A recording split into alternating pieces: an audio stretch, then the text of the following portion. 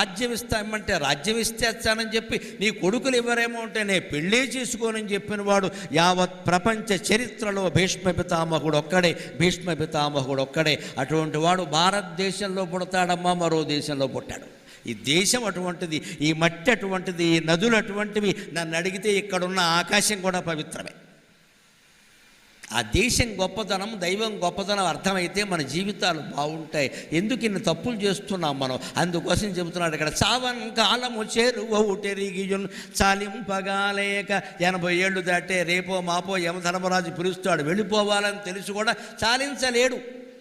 తన్నే వైద్యుండు చికిత్స బ్రోవగలడు. ఈ మధ్యన ఇంకా ఆక్కుపంక్చర్, ఈ చేసిన తోక్కు పంక్చర్ అంతా సరిపోలేదు ఇక్కడ.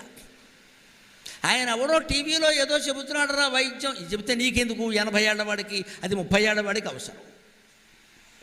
ఇదే ఏ వైద్యుండు చికిత్స బ్రోవగలడు, ఏ మందు రక్షించునో. ఈ మందు మార్చి ఇంకో మందు వేస్తే అల్లోపతి మానేసి హోమియోపతి మానేసి పరపతి, సొంతపతి అన్నీ మొదలెట్టండి. ఇక్కడ ఎన్ని వైద్యాలు చేస్తావు బుద్ధి లేకుండాను? ఈ వైద్యం కాదు నా వైద్యం, ఆ వైద్యం కాదు నీ వైద్యం. డాక్టర్లు బాగుపడుతున్నారు కానీ పేషెంట్లు బాగుపడ్డం లేదండి. యూట్యూబ్ వైద్యాలు మొదలెట్టారు. ఈ మధ్యన పోనీ డాక్టర్ చేసినా పర్వాలా, యూట్యూబ్లో చూసి వైద్యమే. ఎంత విచిత్రమైన ప్రపంచం వచ్చింది.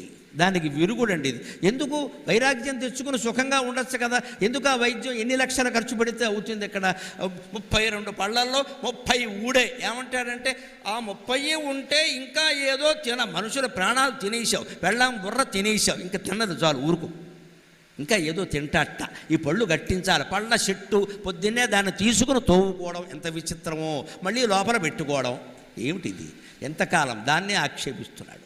ఏ మందు రక్షిస్తుందో, ఏ డాక్టర్ కాపాడుతాడో అని దేశ విదేశాలన్నీ విమానాలు ఎక్కి వెళ్ళి వైద్యాలు మరీ చేయించుకుంటున్నారే. ఇదంతా యువకుల కోసం, యువతల కోసం, నడి వయస్సు వాళ్ళ కోసం, కానీ 80 ఏళ్ళు దాటిన వాళ్ళ కోసం కాదండి. 80 ఏళ్ళు దాటిన వాడికి స్త్రీ అయినా పురుషుడైనా మనస్సులో శివనామస్మరణ తప్ప మరొక వైద్యం లేదు. దీనికి అదే మందు.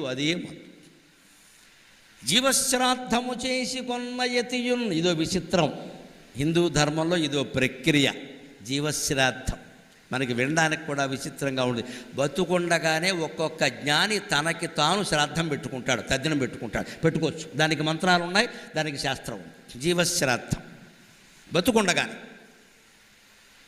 జీవశ్రాద్ధం జీవించి ఉండగానే పెట్టుకునే శ్రాద్ధం. ఎవరు? ఆయనే పెట్టుకుంటాడు. మరి కొడుకును పెట్టమంటే పెట్టండి కదా, అదేమో నాన్నగారు అంటాడు పాపం. తానే పెట్టుకోవచ్చు. ఎందుకని? ఆయన పరమ వైరాగ్యంతో ఉన్నాడు. ఒకటి. రెండోది, వీళ్ళు పెట్టరేమో అని ఒక అనుమానం కూడా ఉంది. పెడతారని లేదుగా, పోతే పెట్టరేమో, ఎందుకు వచ్చింది మనమే పెట్టేస్తాం.